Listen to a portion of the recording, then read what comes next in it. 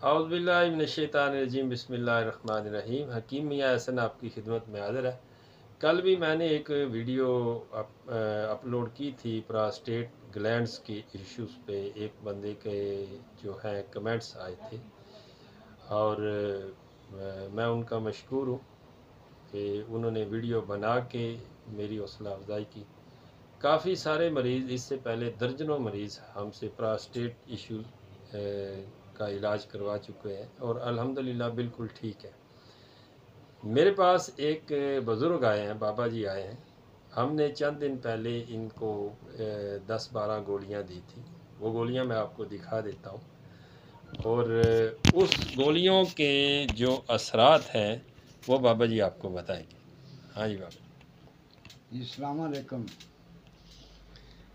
भाईजान। मैं ये हकीम साहब के पास तशरीफ़ लाया था और मुझे बड़ी तकलीफ़ थी, मसाने में गदूद हैं जी, उनकी वजह से मैं परेशान था।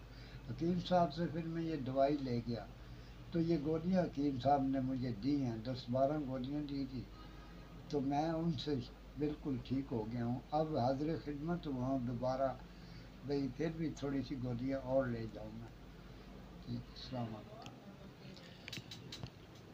ये बाबा जी आए थे और ये गालबन पिंड दादन खां से हैं। जी जी तो ये स्पेशल सफ़र करके आते हैं और गोलियां कौन सी थी उनकी शक्ल भी मैं आपको दिखा देता हूँ। ये गोलियां थी, इसमें से हमने 12 गोलियां गालबन बाबा जी को दी जी थी जी और आज हम 12-14 गोलियां और देंगे। डॉक्टर ने इन्हें प्रोस्टेट के ऑपरेट के लिए इन्हें कहा था कि आप जल्दी एडमिट हों, हाँ वरना जी। ये मसला जो है आपका ख़राब होगा। तो हमने इनका इलाज किया और सिर्फ़ 10-12 गोलियां दी। प्योर हर्बल हैं, हाथ से बनी हुई हैं, किसी किस्म की कोई स्टीराइड नहीं है और किसी किस्म का कोई इस तरह का हम जो है ना वो डील नहीं करते कि कोई स्टीराइड चीज़ या इंग्लिश मेडिसिन इसके अंदर कोई मिक्स करते हैं। हर्बल चीज़ बनाते हैं, प्योर बनाते हैं, खालिस काम करते हैं।